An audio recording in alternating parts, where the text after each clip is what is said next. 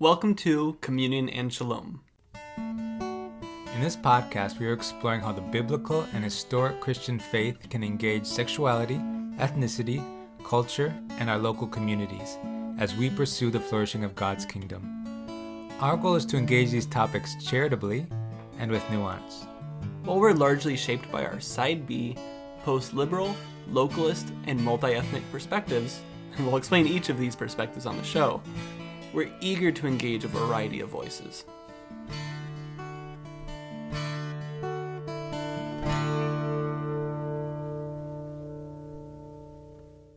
Hi everyone, this is TJ. Before we begin this episode, I wanted to provide a content warning. In this episode, we will touch on topics directly about sex and sexual desire. Hello everybody, thanks for joining in for another episode. We've received just really kind feedback from various listeners, so thank you so much for both those supporters who are supporting us financially to help with costs and those who've just given feedback. That has been really, really encouraging to us. But today we're going to dig into particularly TJ's story and past and why these conversations around sexuality are important to him and how his background has particularly informed that. We thought that that would be valuable as you hear us talk about different stuff and interview people, that you'd be able to know a little bit about where we're coming from in these things. And hopefully this can fill in maybe some of those blanks or answer some of those questions you might have had from listening to us. So, TJ, thank you so much for being vulnerable a little bit and to share what's, very personal to who you are, to both how God has made you and what he's brought you through and where he's leading you to. Do you have any preliminary comments, or do you just want to dive right in? Yeah, thanks, David Frank. I do have a couple preliminary comments, and I'd be happy to begin. The first thing is, in this conversation, I'm just going to touch on a few milestones, kind of the broad contours of my life regarding my sexuality. There's more to say about my life, but still this has been a prominent part of my life and even my Christian discipleship since I was young.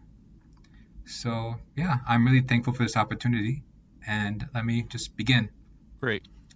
So I think I'm going to start when I was 3 or 4. At this time, a lot of my life was moving between Mexico and the parts of the U.S. And at this point, when I was really young, or this age, 3 or 4, I had what we can all call gender dysphoria, basically. Whereas a young boy, I wanted to be a girl. I thought of myself as a girl, and I usually participated in things that were coded as female or girl things, girl activities. I like girl clothes. So I have to start with that as part of my story of queerness. Though I will say eventually over time, especially when I started attending school, primary school, elementary school, I kind of resolved as a boy, I guess is what I will say. Mm. And then I've had a pretty uncomplicated experience of being a boy in my subsequent life. But I can always remember that time when I was young, and sometimes it emerges, I guess you might say. It appears in my thinking or my sense of the world. TJ, do you have any remembrance of just how your family reacted to that experience, how you were expressing your gender dysphoria? And basically, my parents, their way of thinking about it was that it was just a phase. And so they, they would buy me toys that were coded as girl toys, and they would kind of let me dress however I wanted. You know what I mean? I would dress in boy clothes, but let's say I was like going to have a blanket and pretend I was wearing a dress. Like, they wouldn't care. It was like, okay. But they assumed that eventually I'd grow out of it, which in fact they did. And yeah, so it wasn't policed really. It was just like, oh, that's a phase. Okay, we will accept that and move on. Yeah, no, not a lot of policing in my particular family circle. Yeah, so they weren't super rigid on like, no, we can only get you G.I. Joe toys. But No. They didn't buy you dresses. No, they did not. No. I assume they still had the goal, I assume, for me to be a boy and a man. You know what I mean? Like, kind of follow the common path, right? But at this point, I'm in my early 30s, and now when I was 3 or 4, transgender wasn't conversations about transgender weren't really present in my context, at least. So yeah, it wasn't a serious option or like a thought about option to for me to be transgender. It was just this is a phase. We're sure he'll kind of be a boy in sort of the common way or the normal way or whatever you might say. So yeah, yep. And in fact, that is what happened with me. So as I grew older, kind of these are my years of maybe when I entered school around 5, 6, 7, 8 to 10 in that range. Yeah, again I was a young boy, and it was pretty unproblematic. Even though a lot of my friends are mostly played games with girls. I was more involved in the girl games. I sort of had a sense that I was different in a way that was hard to place exactly describe that. But I was less involved in kind of rough play. A lot of the boys during the time of recess or you know just the time of just playing around, they'd want to play sports, run around and kick balls and wrestle or whatever. And I did a little bit of that, but not much. I usually kind of play more imaginative games with a lot of the girls that are around me, or some of the girls like to jump rope thing, and I'd often be engaged with them. So there's a difference there. Also, generally, I was more studious than all my colleagues, all my classmates. Yeah. So I don't know. Yeah, that's the easiest thing I can say. I was different, and these are some small ways that difference seemed to manifest in my life, in particular. The ways that you were aware of how you stood out from your male peers. Yeah, that's right. That's correct. So at this time, around 10, I was expanding my friendship. I had more friends who were boys, and also I had friends who were girls at the same time. But I had a particularly prominent, deep desire to have a brother, and that was a very prominent kind of social desire. Did you have a brother that you grew up with, or no?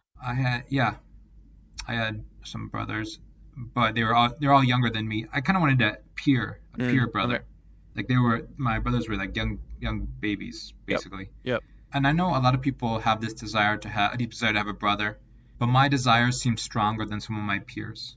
Or at least that's how I perceived it from my perspective as this young boy. Yeah, that was just an important part. I just remember that distinctively as well, kind of in my way of engaging the world at that age. During my teen years, I was living in the U.S. This is around 13, 13, 14-ish. And I started becoming close friends with this classmate, this young boy who was, I don't know, we were both studious. We just like to do similar things, like to talk. So he's a European American. He came from an evangelical church, and we became close friends, right? Mm-hmm. So from, 13 to 15, we would usually often spend time together, talk during the day, sometimes visit each other on the weekends, just kind of have a general friendship. Over time, my classmates, again, these are all European Americans, this is in the US, they started noticing my friendship with this boy, and they would start talking about me, at least, that I was gay or a fag. They used terms like this. At this point, I didn't really know what these words meant, but they would just hear them say it.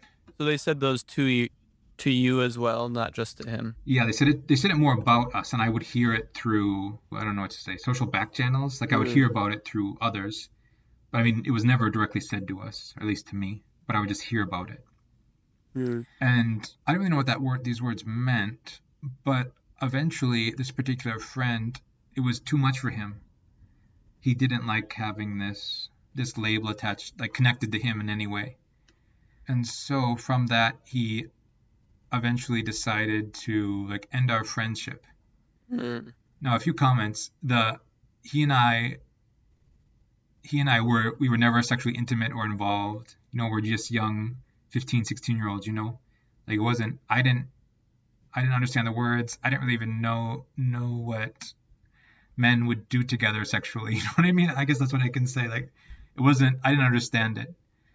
And then the classmates, when they were talking this about me, they were noticing something true about me, but I didn't understand that it was true or what it was. you know?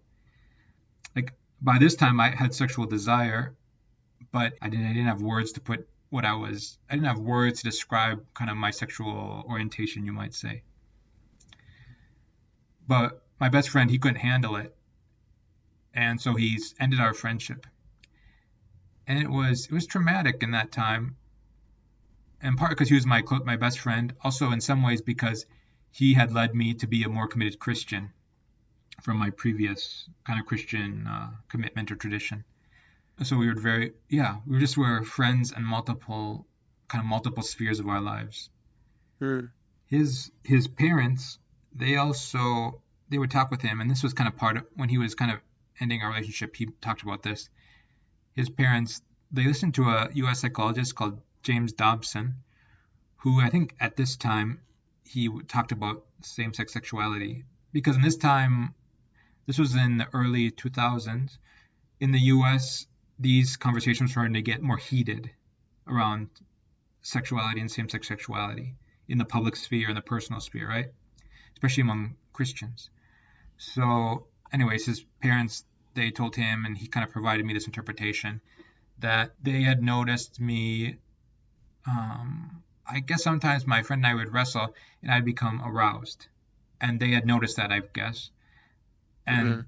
they provided him the interpretation that James Dobson says that people who have same-sex attraction, they have problems with their parents, typically their same-sex parents. So they provided him that interpretation, and he told me that, and I said, "Oh, okay, that fits my story a little bit, but not totally." So it was a complicated fit, but it wasn't an impossible fit.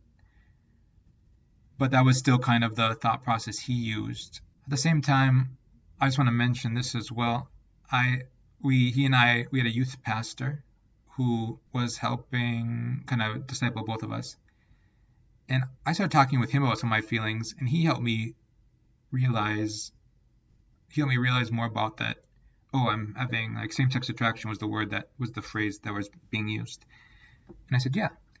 And he was really great in this context about trying to connect with me and provide me with resources about how to think about it or how to pursue the conversation and topic. So even though my friend kind of cut me off because he didn't want to handle it, my pastor, who of course is a very different social relationship than my friend, but he was still really great. So in this experience, I sort of saw a duality of what Christian responses were in this particular U.S. context at this time, right? Even though my pastor, he provided what we now call Sidewire Side X resources, they were the main ones on offer at that point. So he attempted to help me with the resources that were available, which I can only appreciate, even if in my subsequent years of thinking about it, I'm not a supporter of the kind of the Mm. sort of resources that he provided me. You know what I'm saying? So there's complexities in that, but I could still tell that he loved me and wanted me to flourish, you know? And he wasn't willing to just cut me off, even though, again, it's a different sort of relationship. I had a different sort of relationship with him as a pastor than I had with my friend. That's always been a milestone because I saw these different ways of engaging this topic among Christians. And these weren't people who were very nuanced in engaging with it, but you can still see they have a certain posture to that situation. So it sounds like this friend was reacting more so to the external pressure around how peers in the general culture perceived you to be gay, but not as much from internal pressures in the friendship. He wasn't upset with how anything actually was in your friendship, eh? I think that's true. He didn't want to face the social opprobrium or the social pressure to have this label connected to him. Because back then, at least in the U.S., that was a pretty prominent insult. Like kids would be like, "Oh, that's gay." So you said before that this loss of a close friendship was really difficult for you, even a little traumatic. I know you value loyalty really highly as an Enneagram 6. So did this experience in your teenage years impact how you've engaged in future friendships? Yeah, thanks for that question. Yeah, it's definitely that friendship and the difficulties and the kind of feelings of rejection and like loss because I had put a lot of my friendship energy was devoted towards having friendship with him and being his close best friend. Yeah, it's kind of subsequently it's made me much harder to trust people, and I'm much more hesitant to be known. I'm much more hesitant to talk about my sexuality in certain types of friendships. It just made it more complicated because I realized there was something about me that people, even Christians, would reject me for that I did not choose. And I'll say it again because this was a time in the US where the common discourse, at least among these Christians that I was around, was that homosexuality is a choice. Now, they have a pretty nuanced vision of what that statement means. And I probably think that statement is less helpful than other statements. And while it is true, all human beings do decide what they want to do sexually, I did not experience my sexuality as a choice. It just was something that was just part of me, I guess, you know? I did not say, hey, I'm waking up this morning and I feel like this. It's not what happened. That's pretty ironic that the conservative culture that I also grew up in would really emphasize this choice thing while still using both certain cultural cues of gay behavior that don't relate to sexual choices. And they were using developmental explanations from psychologists for why people might not be straight, which again isn't anything to do with the choice factor. Yeah. While in general, I think that nature, nurture, and choice all play into our sexuality. In your youth, you didn't self-identify using any language, yet both classmates and non-Christians were noticing something about you. Not anything about your sexual behavior, but something that they determined meant that you were gay. Yep, true. I think it just goes to show some of the common inconsistencies, how people's arguments will focus on the choice, but how these experiences are actually much more nuanced. Yeah, 100%. Yeah, I didn't call myself queer. I wasn't sexually involved with anyone. I mean, people knew I was a Christian in these circles. You know what I mean? So they knew I was a Christian, so they knew what I would advocate for, my general sexual ethic. They were aware. But they were noticing something about me, as you said. Still, I don't know, made some of them want to reject me or talk about me in negative terms. So at this time, as I started reading the scriptures more, because I mentioned I'd become more devoted to walking with Jesus during this time, from 14-ish to 16, you might say. And a prominent part of the Bible that always stood out to me was David and Jonathan and their covenant in 1 Samuel, and a little bit mentioned in 2 Samuel. And that kind of encapsulated what I wanted. And I saw that I wanted that with this particular friend prior to our friendship kind of ending, you might say, being closed off by him. And that was a really prominent desire for me. I thought I would marry because people in my community married, right? It was the common way of doing things. So of course I thought I would marry. But that David and Jonathan was kind of what provided me a lot of, how can I say this? There was like so much imaginative power in that. There's so much power and desire and hope for that sort of relationship. And there seemed to be a lot of the good life was kind of in that relationship of faithfulness. That they would chase friends, but that relationship of commitment and brotherhood. That was a prominent vision cast or trope that continued in my Christian life and has continued since then. And whenever I tell my story, I have to recognize that emerged during this age in my early Christian life, and it continued into now. Something else in my later youth, eventually I was living in the African continent with my relatives who lived there. And so I experienced what it means to be queer in that context as a young man. And there's a lot to say about this, and I don't think I can cover all of it, but in some ways it was really freeing because they didn't have a strict gender code. They had more strict in some sense on the more overarching gender codes. For example, men, protect the household. Men need to be productive for the household. Women manage the household. So generally pretty more firm in that way. But underneath that, they didn't have as strict of ways of thinking about gender codes. For example, someone's not coded for queer or gay just because their voice is high. But in the US, I'd experienced, when I was 14 or 15, that having a high voice would be coded as feminine or gay, things like that. This was not the case in my African context.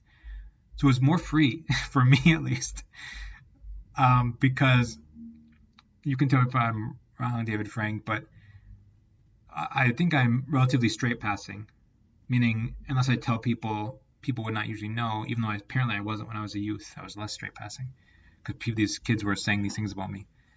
One of my college roommate, which I'll talk about that in a second, but my college roommates, he uh, he was surprised when I told him too. I told him a couple years after we graduated. He just said, "Hey, you seem so masculine, and you." I have some of the stereotypical masculine qualities that people say, such as, "I'm not immediately emotionally reactive. I kind of keep a distance." You know what I mean? Like those some of those stereotypical masculine traits. So yeah, I guess that's how it is. But in the African context, I was just basically more free, and I have a lot of brothers who live there, and I could be more free with I could just be free with them. So in some ways it was way more freedom there, but also in another way it was more dangerous if I was sexually involved with anyone. There was more danger there at the same time too for someone who's outed as being queer or gay because there's more kind of social and legal ramifications. Because at the same time as the US is becoming more open to gayness or queerness, and the law has fewer punitive measures taken against people having gay sex. In my African context, it's become more of an issue, more punitive measures, all of these things. It never has really touched me, but it's just been a dynamic that I'm aware of. In addition to laws about homosexual sex, do they, similar to Leviticus, also have laws about things like incest? They have them, but they're not commonly talked about because it's obvious that they're bad. You know what I mean? Like the social norm is just obvious, so it's not a common conversation. So homosexual sex laws are talked about way more frequently? They're thought of way more often in contemporary times because there's seen to be political pressure, usually from the quote unquote West, usually from Europe, Western Europe and the US, in order to change the laws. Which this could be a whole nother episode. I have mixed feelings on some of these topics, but that is the case, yeah. I'm gonna jump to my college years now. In kind of 2010s, I went to a Christian college in the US, and this was a prominent topic to talk about, just same-sex sexuality, gayness, kind of during these years because this was a time again when there was a lot of political fervor over same-sex sexuality in the U.S. and other places, but in the U.S. particularly. So I I said one of my majors was theology, so I studied theology, and this came up in numerous classes because it was always kind of something we had to wrestle with. Even though at this point we didn't know, I don't think there are too many people who are out as queer or gay or bi or whatever. And I myself, while I knew I was queer, I still didn't really have categories, which seems funny. But that's the easiest way. I didn't have categories to kind of put together. I knew I was mostly attracted to other men, but I just didn't have a category to put it. There was no word choice I used to describe myself. I just knew it was part of my life. In college was when I started discovering resources that are kind of side B in nature, such as Spiritual Friendship, the blog. That was my first connection. And then there's an author who I think some of the listeners of the podcast might know called Wesley Hill, who's a side B, currently Episcopal priest. He wrote a book called Washed and Waiting. I read that in my college years. And so I was starting to get into the conversation more, but I wasn't out, quote unquote, to many people in my life. So, yeah. And this is glossing over a whole lot, but I did not feel the need yet to put all the pieces together in college. I was focusing a lot on my vocations, such as doing well at school, preparing for being like a scholar.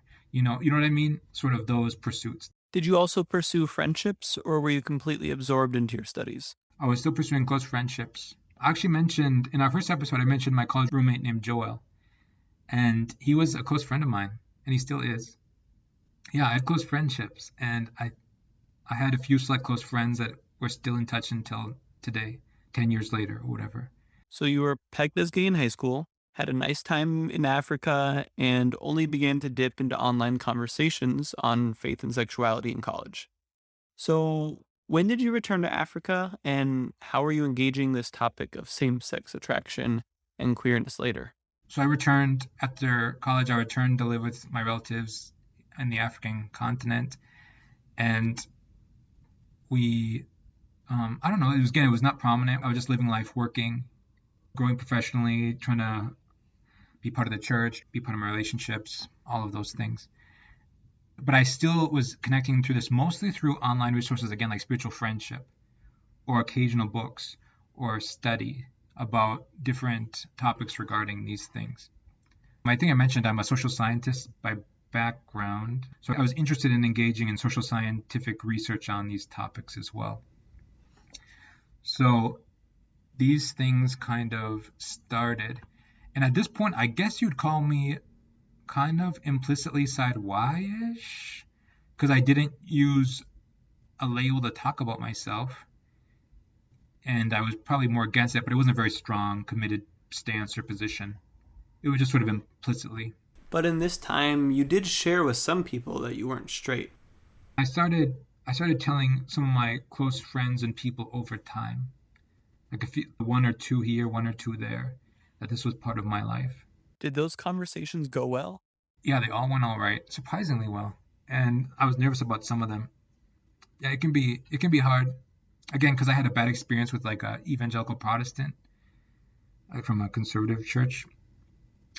I've always been a little bit nervous to talk to evangelical Protestants about that.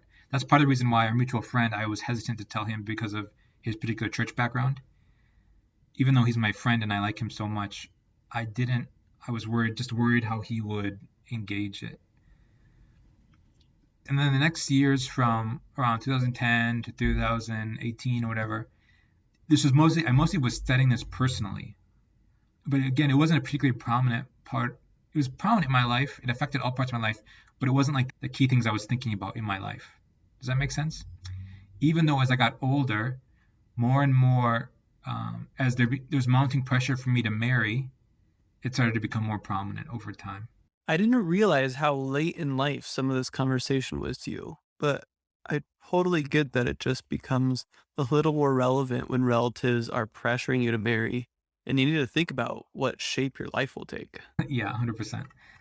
And this became more prominent in some ways when I spoke with you, David Frank, when you once sent me a text and I didn't quite understand what you meant, but I thought you meant that you were not straight somehow. So then I also replied to you, oh, I'm also not straight. This is approximately 2017, around that time. And then from there, we've kind of been conversation partners about this topic over the past, what, 4 years. And then this became even more prominent once you and I decided to go to the first Revoice in 2018, I think.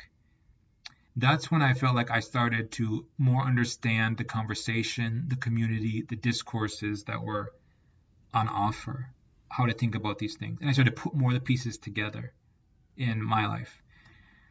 So that's 4 years ago. Prior to that, I'm not sure if I would have been out because I was living in my African community where people are not out. So it just was not a community where I had conversations with others about it much. As we started going to Revoice and connecting, then I felt like I had to start figuring this out more. And also, again, I was getting older, so there was mounting pressure for me to marry. And like, so I had to figure out what what is my path forward in my kinship vocation. Will I marry? Will I join a monastery? Will I focus on committed friendships? Like among and the variations of all those paths, what would that look like? And at the same time, I started to figure out how do I talk about this to others who I'm coming out to or who care about my life. What do I talk about? How do I talk about these things? So then I had to figure out, I had to delve in this whole sad controversy about terminology. And I say sad because that's my perspective on it, that it's just it's a thing that people put too much energy towards, in my opinion. But I had to figure out what to do with that as well. So over time, I might have mentioned this previously, but I decided to use the term queer to talk about my sexuality. And some of the reasons why I used it is I've often found gay to be too binary. And by that, you mean that when people think of gay or straight, then they think of people as being 100% attracted to the same sex or 100% attracted to the opposite sex. Yep, Whereas it is often more nuanced for people. yep. And mine has been predominantly towards men, but not exclusively. And even if we separate sexual desire and romantic desire, then it becomes even more blurry in some ways. Even though I would still, romantic desire is still oriented mostly towards men. I think my sort of desire that seems most natural to me would be to have a committed relationship with both a man and woman at the same time, which in part is also why I use queer. My orientation is still predominantly towards a man, but it's not exclusively. So yeah, it's that conflicts of that mix. That's why I use queer in my particular life if I need to. Again, I'm side B, so I think it's all prudential and pragmatic judgments depending on your context, what term you use. I don't use gay or queer if I'm in my African context. And if I'm talking to some evangelical Protestants who struggle with queer or gay or whatever, I'm fine with using same-sex sexually attracted, SSSA or SSA, no problem. I'm flexible, whatever. But if you just ask me what term I would use, that seems like most appropriate to me, I'd probably use queer. So that's how I've talked about myself subsequently from 2018 times, approximately.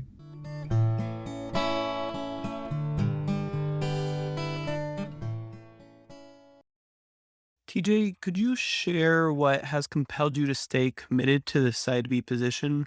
That is the position that maintains the historic Christian teaching on same sex sexual ethics, and why you haven't ascribed to side A, that is an affirming position? Yeah, that's a great question. I'm going to provide an account. Again, there's more to say about this, but this is like a brief account of why it has remained compelling, the side B position. First, I'm going to say, I think I'm going to differentiate this and why I'm not side A, why I think the affirming perspective does not seem compelling and a compelling account. And then I'll describe why I'm side B in particular. So first, side A. In my undergraduate college years, again, we studied this. I thought about this a lot as a person. I tried to read the resources I could that were available to me easily. I pursued this both. I tried to understand both theology and some social science ways of engaging this topic, right? And basically, the account provided by side A readings of the scriptures and the tradition and the hermeneutics they had on offer, I could never square them with the hermeneutics that I understood as being most faithful, or the ways of living a Christian life that I could live in. For example, I had a hard time understanding the scriptures, both the quote unquote clobber passages as well as the overarching vision of the scriptures. I thought that the traditional sexual ethic accounts, especially from the Catholic Church, I will say, were more beautiful. And that beauty seemed to indicate the truth and the goodness that was inherent in them. I also couldn't understand the lives of the saints or the teaching of the liturgy, especially the liturgy of marriage, if I was side A. They wouldn't make sense to me anymore. And I see this as someone who's actually very interested and often likes to put my own thinking or my own work in conversations with liberation hermeneutics, like liberation theology and the related hermeneutics, which is usually what a lot of the side A people I were reading were using, those types of things. Not all, but many. Because I think it's helpful for us to think about what true human flourishing is and to challenge status quos that are often unjust. Not always, but often unjust. So I'm interested in that, but I still couldn't put the pieces together for how as a human person you use your sexuality, how it could be oriented towards same-sex sex, or like what that would mean for the Christian theological tradition or the theological endeavor, or following the saints and following Jesus. I could not put the pieces together. Another thing I can't deny, we all know knowledge is social, like knowledge is formed in communities, right? So I also had to see the Christians around me that I saw as most faithful, they were not side A. Does that make sense? Like the ones that I really saw as trying to follow God in ways that I can understand the gospel and the Christian path, the way of the living God, they were not side A, they were side B. So there's a certain sense of trust. I trusted the church and the long history to be part of that process of what I was doing. There's also that. I also have to say, I don't think I've ever told you this, David Frank, but I had a spiritual experience which kind of helped me, which keeps me away from side A. So when I was 16 or 17, I was sitting in my room and I was kind of filled with lust, and I was desiring to masturbate. But then suddenly, I had some sort of vision, it just came before me. This has not been uncommon in my spiritual life, but it happened at this time. It came before me, and I saw myself standing at a precipice of a large chasm, an abyss, a void. And then I looked down, and there was nothingness, and I couldn't see the bottom, but it seemed I could see there was no life. There was only basically death. And then I had a flash of insight, a burst of wisdom. And in that insight, that wisdom, I realized that the sexual desire I had for masturbation and for sex for other men, that desire was sterile. It didn't produce life, right? Like sex is for continuing the human line. Like that's the main goal. Again, there's a sterility to masturbation and sex with the same sex. And that spiritual vision has remained with me since then. And it's always influenced my posture and sensibility towards this question. So that's also part of the account of why I'm not side A. And I have to say, as a subtext or related tangent, that's also why I usually argue about this with European American Protestants who usually want to separate sex from procreation. And I'm like, you people, why do you do this? Because it makes everything harder to provide the Christian sexual ethic if you make major separations. And that's why I've often found, I'm exploring the Orthodox more, but I've often found the Catholic accounts of sex vastly superior towards anything I see among a lot of Protestants. Mostly because the Protestants I've engaged with usually want to separate them in a way that I think makes the sexual ethic make much less sense. Yeah, thank you for sharing, TJ. I was going to ask, have there been significant moments where, you've really considered kind of going to a side A perspective, but was this kind of a spiritual revelation of just the kind of the nature of the darkness that lay within your desires, if I can say it that way? Mm-hmm. Has that been a really strong guard against changing your theological or faith commitments in this way? Mm-hmm. Mm-hmm. I can say that there's a side B writer that I like, and he has once I saw his Twitter bio, and he said side B beliefs with side A feelings, and I often feel like that. I've never seriously felt convicted to shift my beliefs to side A, in part because of my study, what I see as the life of the saints, what I see as a Christian tradition, and the spiritual experience. They've actually all been together. They've been a pretty strong ward or defense against thinking that side A was a viable Christian alternative. That said, I will straight up say I often desire to have side A relationships in my feelings. Does that make sense? Even though I've never been able to shift my mind, or you might say my heart, towards thinking that was appropriate. Like they've never seen viable or convincing accounts to me for what the gospel of Christian faith is teaching about how human beings are meant to live a good life in the creation. From some of the other side B people that I know, I feel like I've struggled less with feeling like I should become side A than many, even though I've had the desires. You know what I mean?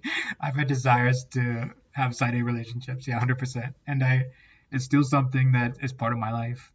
And in fact, right now I'm kind of in a time of lament or sadness, trying to put the pieces together what my life will look like still, and having these desires but not knowing how they should be fulfilled or not. I know I don't want to have sex with people of the same sex, and I don't want to have a sexual romantic relationship with multiple people, things like that. Because I'm a Christian. I love Jesus. I love the Holy Spirit. I love the Father. I love the church. I trust that our ancestors were trying to lead us rightly in faithfulness to God. But I still have these desires, and it's still complicated in my feelings, even if my theological ideas or commitments or sensibilities or perspectives, it's not difficult. So yeah, there's a there's like division in me in some way. Yeah. TJ just shared with us about how his relationship with God and the church informed his rejection of a side A theology.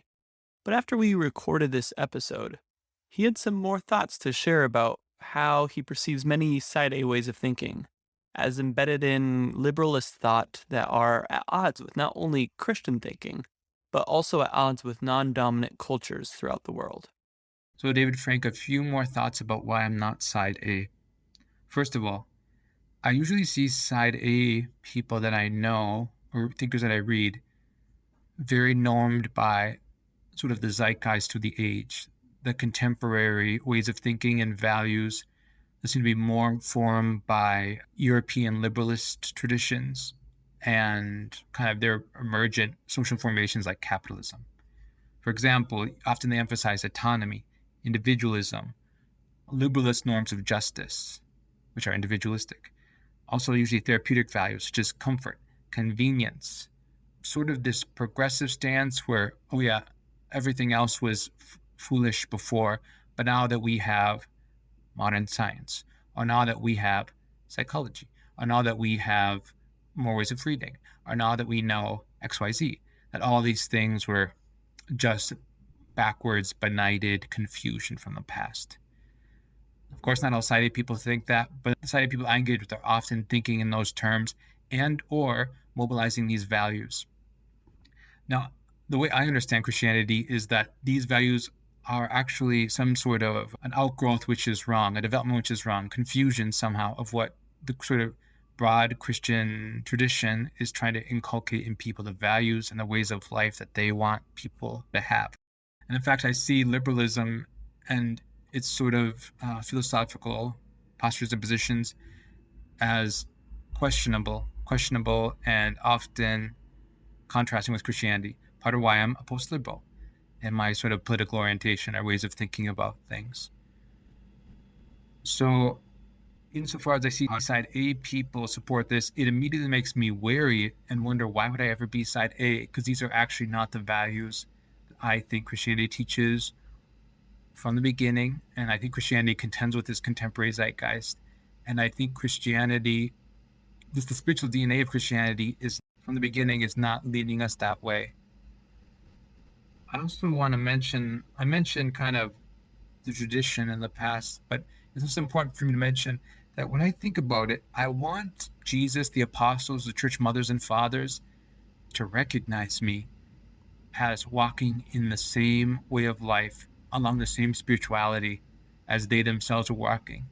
Of course, in the past, there were people who were celibate for all their life, there were people who were celibate for a lot of their life, there were people who were struggled for chastity, there were people who had to challenge dominant ways of narrating sex, power, ways we share resources, ways we think about other human beings, all of these things and more.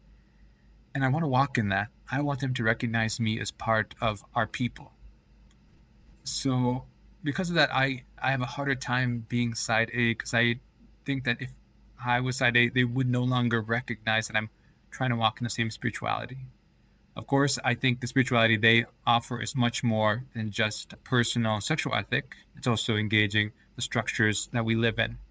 For example, political economy, sociocultural situation or context, all of these things. And oftentimes, forms of Christianity in the contemporary world have divided Christianity from political economy or whatever, all of which is wrong. But that doesn't mean that I think that the personal nature of the faith is not also there. So that's something that's been important to me. I often think there's this way of viewing the world, which is weird. A dominant culture right now is Western, educated, industrialized, rich, and democratic. This is not the norm for the world, all time, everywhere. This is kind of a unique formation which mostly emerged in the US and kind of Western Europe. might be benefits to it, but also more disconnected from the way the world is lived by most people.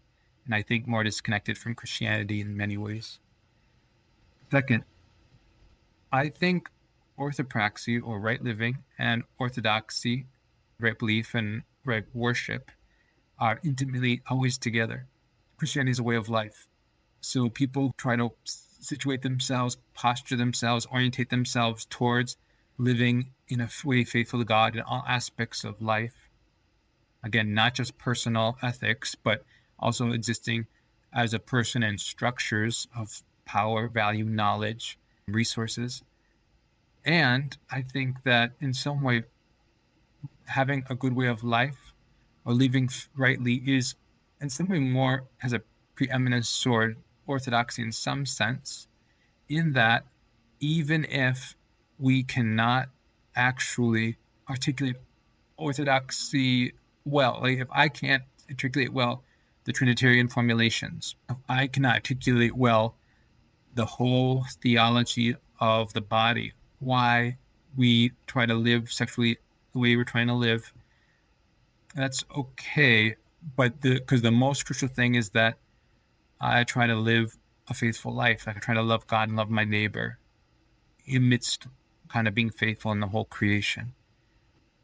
I guess even if you're not sure, even if you have to shove a conversation because you don't know it, even if you struggle to believe with it, still living that way of life is the most faithful. I have an idea of the primacy of orthopraxis in some sense for the normal life of most Christians, that I think we should always try to live faithfully even when it's hard, even when we don't understand. To actually give up the path of trying to live faithfully can be a bad decision, even though I admit this is a complicated situation. Thanks, TJ. I hear you saying that your love of God and secondarily your love of the church is what primarily drives this vision of faithfulness inside of you. Yeah. And while this spiritual experience helped you kind of see sin for what it is, tension remains.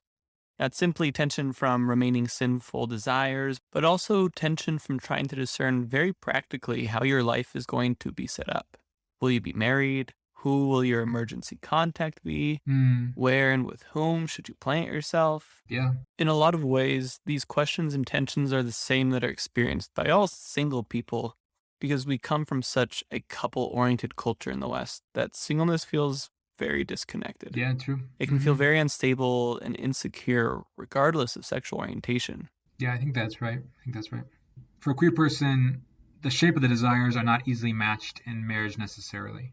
So it's more complex. So yeah, they're analogous in some way, but different. There's so much more we could say about kind of the path I'm looking forward, kind of what I'm looking for, the kinship vocation I will have, and I think we'll talk about that in future episodes. But one thing I just want to say, I just have to mention this, among the three branches of my family, it was especially hard for my African relatives. They really emphasize marriage so much. And that's actually I will say it right now, it's one of the chief sources of tension in thinking about my future kinship vocation, because I'm getting it. Yeah, like, I'm getting it. They're telling me like, when are you marrying? Like, what's happening? Like, hurry up. Time is going. Like, we want children, da da da, or we want grandchildren, etc. Yeah. So it's there's some complexity there. I will say that right now. Maybe we'll talk about that again later someday. I don't know, but it can be hard. Do they not have in your African community any examples of vocational singleness? No, no, no, no, no, no, no. The Western church, the church that emerged from Europe, used to have at least like archetypes in the background of monastics, like monks. But no, this African community or African Christian community that I'm part of does not. They're like, monks are seen as obviously not obtaining flourishing because these Africans, which is good, they recognize children as such a good, and children are such a good, continuing the community, kind of continuing the life force, a lineage. It's such a good that anything that does not do that it's hard for them to see it as flourishing. Basically, it has helped the African church that I'm connected to or part of. It has helped them be clear on what the purposes of sex are. They don't fall into the U.S. European American romantic vision of sex. Like, oh, they're just life partners who have fun together. But instead they're like, no, it's for children, continuing our family, building our family, like just achieving a human good. That's much more the African posture sensibility that I know. So yeah, there's a difference there. I just want to say one more thing before I move on. Why I'm side B specifically. I'm still learning and growing and thinking through these things, but this is where I sit, and this is I feel pretty firm about it, and that's part of the reason why I wanted to have this podcast. Because I don't feel very conflicted about the sexual ethic that I'm trying to follow, even though I struggle to follow it in some ways, but I don't feel conflicted about the general path.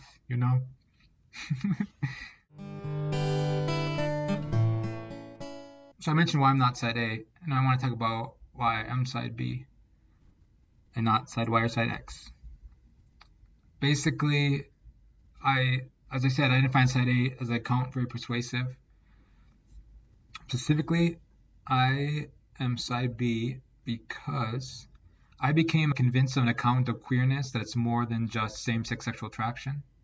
That same-sex sexual attraction is a necessary but not sufficient component of what we might call queerness now.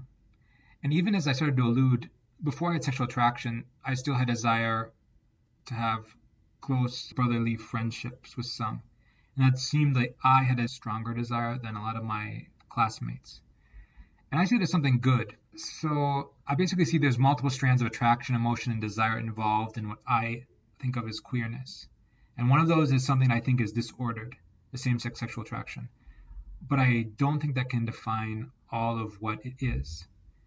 And I say that in part, of course, there's background assumptions to that. For example, my own story, things that I talked about. But additionally, I think it's a big burden to someone, and I think it's hard to live a good life if you just think queerness is a burden or a curse or a disease or some other trope like that. I hope we talk about tropes in the future, but I think that's like a burden. It makes having a human life harder. It makes having a good life harder. So there's a performative or practical element to the way that we conceptualize these things, and the influences how we actually try to live our life. So there's that. Also, I will say it straight up, and this is part of this. I like myself. I don't know what to say. I enjoy who I am, even though there's a few parts that I struggle with, but I enjoy who I am, and I understand being queer as part of that, having influenced myself. And I mentioned that from the beginning. I was more studious as a person. Like, I liked it about myself. And I tie my queerness in some way to that, even though I don't always understand all the causal mechanisms involved. And because I like myself, and I like the queer part of myself in a lot of ways, I'm willing to have a more nuanced account. And I think that in fact is the case, that it is more nuanced than you just have this horrible part about you, horrible thing about you. So that's one thing. Second, side B, I find them contextual. I think they can better contextualize themselves to the different contexts we face, because there's a wisdom in their prudence. They're willing to engage with multiple sources of knowledge. I see side Y and sometimes side X. When I speak with side Y or side X people, they're still using the idea usually of father wounds or parent wounds, though that may have some validity in why, if you're going to talk about why people are same-sex attracted or whatever, that could have some validity. But actually, the etiology, the reason why people have same-sex attraction, if you read contemporary research, it's more complicated. But for some reason, mostly evangelical Protestants are still continuing these narratives of this, even though it can be more complicated. There can be more factors. The factors are not the same for everyone. So I appreciate side B has usually been more willing to engage in the research than side Y and side X. People who are ostensibly trying to follow the traditional sexual ethic. Something else about side B is that I think it just allowed, this is more personal, but related to the previous ones, it allowed me to put more of the pieces together. And again, I just have to mention this, there's often this trope that people who are not side A, we hate ourselves, and I don't hate myself, but I think if I was side Y or side X, it'd be harder for me, at least, to say that I did not like myself. So basically, there's some certain social and psychological factors in part for why I'm side B. Also, I think side B can provide more. This is kind of a contextual point. I think they provide more convincing readings from the difference in time we have from when the New Testament, Old Testament were written to contemporary times, and we can better navigate the changes in how thinking about this topic has occurred. Just again, because we're more prudential and pragmatic. At the same time, being side B, we can recognize the past errors of side X when that was the most common way of thinking about these topics in the past, because there were issues with that. And I think that a lot of their claims are not substantiated about change. So side B lets me engage with those things. Finally, side B, I like that we're thinking about things and we're kind of experimenting. Like there's an experimental aspect. We're like trying to discern more, discover more, think, reframe, pursue kind of new avenues that are from the past. Think about what it means in this context. I like that experimental nature that I see as less prominent in Y and X. So, yeah, those are the reasons why I think I'm side B. You have a really interesting way that you navigate these things. You are a hardcore traditionalist, but you are also not content to let things settle and are constantly wanting to both learn and critique as culture develops. And with regards to thinking on sexuality, you believe the side B community is practicing this missiology that you're hoping for the best. Yeah, something like that. Theologically, I'm definitely a traditionalist in some way, but I'm often interested in kind of new ways of thinking about things or expanding the conversation to new communities or reflecting on what this means in this new cultural context or something like that, you know? Like that's kind of what I live for. That's the good that maybe I'm called to do. So, yeah, I'm complicated in that way. TJ, a common critique from a side Y perspective is that a queer sexual identity gets in the way of our true identity in Christ. In response to this, you've tried to think within a model of a hierarchy of identities that gives more nuance to how you think about yourself. Can you share with us how this quote unquote queer identity fits in with your other identities? Yeah, sure. Side Y people use this straw man argument that by calling ourselves queer, we think queer is our most important identity or more important than our Christian identity. I've always found it extremely confusing. So I try to envision a ranking system from 1 to 10. Let's say 1 is the most important, 10 is the least important. And I thought about, well, I have multiple identities, quote unquote. I think of myself in multiple ways. There's multiple things that are important to me. And then multiple communities of belonging that I'm part of, right? That influence my life. So I was like, okay, what's the most important one?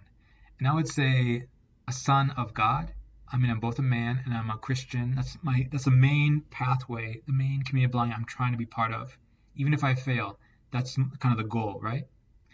Then number 2, probably being a brother, being a friend, belonging to my particular ethnic groups in their particular areas or homelands or whatever. That's maybe second. Number 3, I might say my particular Christian tradition. I'm currently part of the Anglican tradition, thinking about orthodoxy.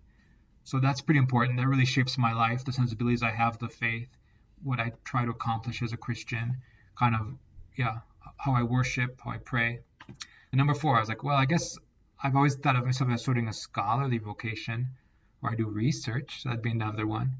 So anyways, I went through 1 through 4. And then you might say the least important ones, number 10, are something like, I like pineapple, or I like the color blue. Those are obviously not important, but they're true statements and they are a certain community that I belong in, right? I like the color blue. It's true.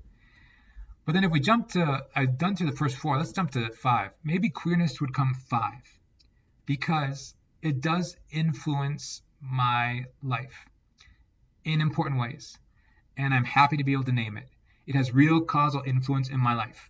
I am not married in part because I'm queer and it's been complicated, right? If I was straight, I assume I would have been married. If I was side A, I assume I'd be in a side A relationship, right? I guess there's another thing. Side B would be another identity somewhere on this list, but probably 4 or something. Or sorry, 3, 4.